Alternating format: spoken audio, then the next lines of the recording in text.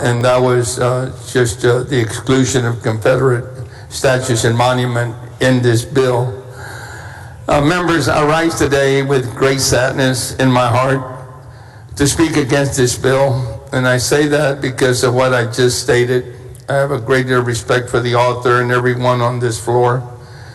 I believe the result of this bill's passage will be a self-inflicted blemish on the image of Texas that we all seek to cultivate, one of inclusion and welcoming to all who wish to visit or make a life here in our great state. Simply put, this is not who we are.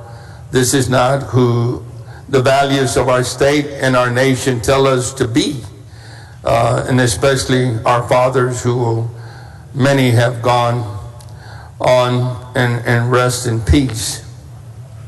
And this is not especially who our faith tells us to be.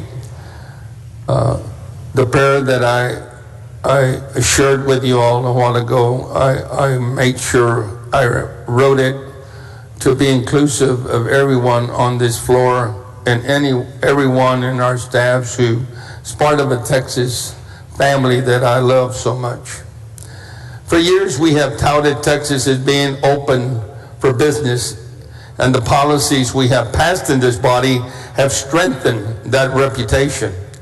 We must recognize, however, that Texas has not always been a welcoming home for all people. Our history is filled with shameful examples of discrimination. I grew up in the 50s and 60s. I witnessed that. And in many ways, we still have a long way to go to reach the goal of total equality. But there is one chapter in our history that stands out as a particularly shameful instance of inequality. And we all recognize that it is this chapter that we are discussing today. The bill is worded broadly, but we all understand that it is primarily to protect monuments and memorials to the Confederate States of America. I cannot imagine a more potent symbol of division than monuments to honor the Confederacy, a country founded not only for the literal separation from the United States, but on the division of humanity by race into desirable and undesirable classes. A notion that it is fundamentally at odds with our American notion of universal equality. And yet we erect or establish memorials to the people who were instrumental in the perpetuation of this division, not just as historical reminders, as many claim, but as monuments to honor their actions and their beliefs. In doing so, we send a message to millions of Texans and potential Texans that we retain some vintage of the way our great state used to be. What clearer sign can there be to say you don't belong here than having the street you live on or school you attend named in honor of a person known primarily for their service to a country founded on the principles of division. I think specifically of many of our colleagues who are reminded daily of a time when someone who looked like them could be held in bondage by a people honored by the statues and other memorials they walk past on the way to their offices each day. Many of these monuments were put up during a time when people of certain races could be excluded, indeed were required to be excluded from certain areas of public life simply because of the color of their skin. These monuments were intended to serve as the exact equivalent to the signs outside businesses and public buildings that said whites only. The message that certain people were not welcome here was precisely the same. It was just implied rather than overt. Thanks to the civil rights movement, the signs came down, but the monuments remained to carry on their message. It is true that these monuments are part of history, but so were those signs. The history they reflect is the history of a time at which we were They were erected at a time not so far in the past as we like to think, but diversity was not celebrated, but discouraged.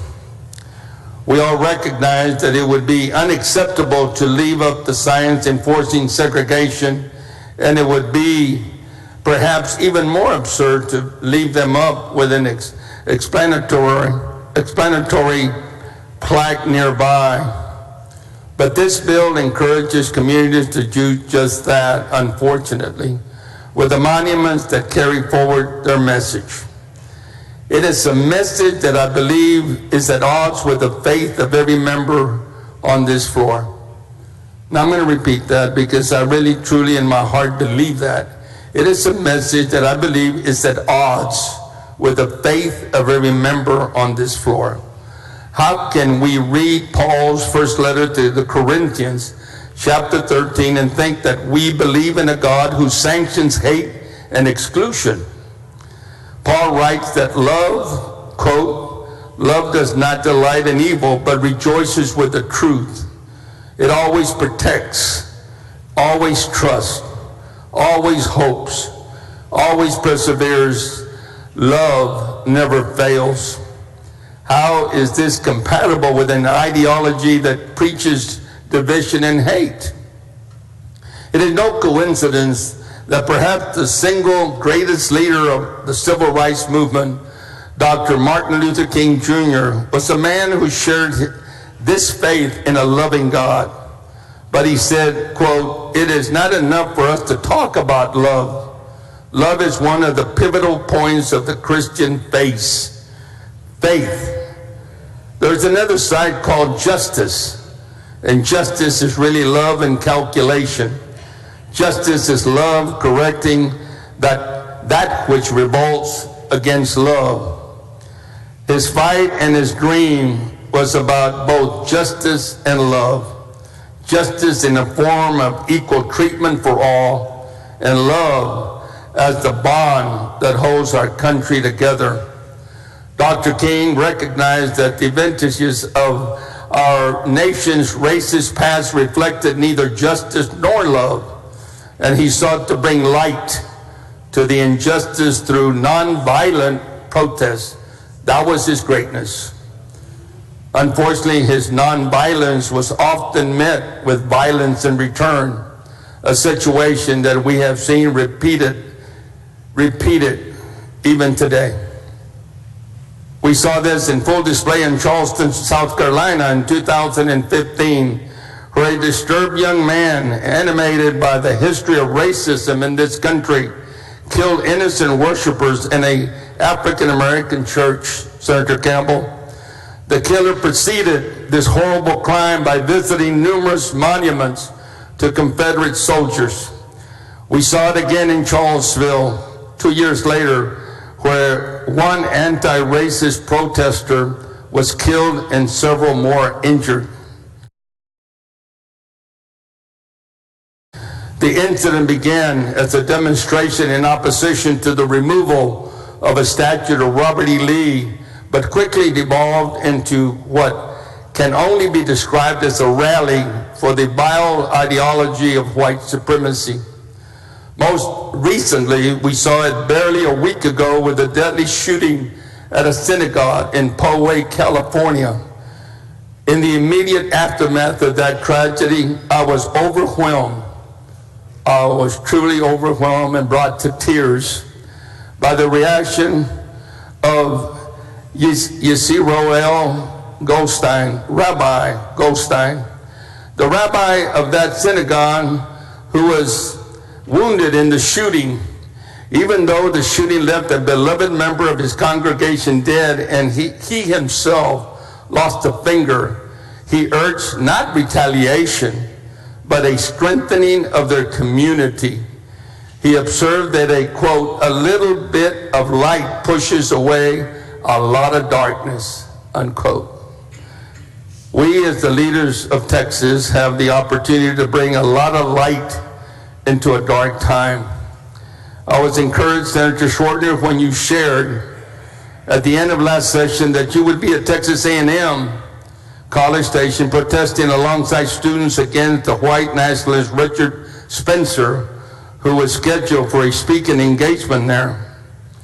But today I am encouraged, I am again discouraged, that we may be continued in the darkness created by the presence of monuments to such a dark period of our history.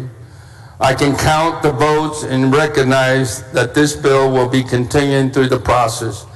I only pray that the comments made on the floor today can provide a little bit of light that can begin to push away darkness that has plagued our state for so long. And I know that in the generations to come, we can depend on generations of Texans to work hard to remove the culture of hate that we started, that is alive, unfortunately, and well still today. A culture of death. Replace these cultures with a hopefully hate crime legislation someday, and understand that it is a terrible thing to set afire a holy place such as church, full of innocent people, men, women, and children. I cannot imagine how the family members of those that have died in our country and around the world can even sleep at night knowing of these horrific crimes against humanity by those who live with just hate in their hearts. So I hope and I pray that at the end of the day, and it will happen, Senator Creighton, I will embrace you as I embrace everyone on this floor, and I hope that we can all embrace each other and be more understanding, more caring, and more loving about the feelings that exist even today for those terrible crimes that have happened in our past. And I wish everyone Godspeed.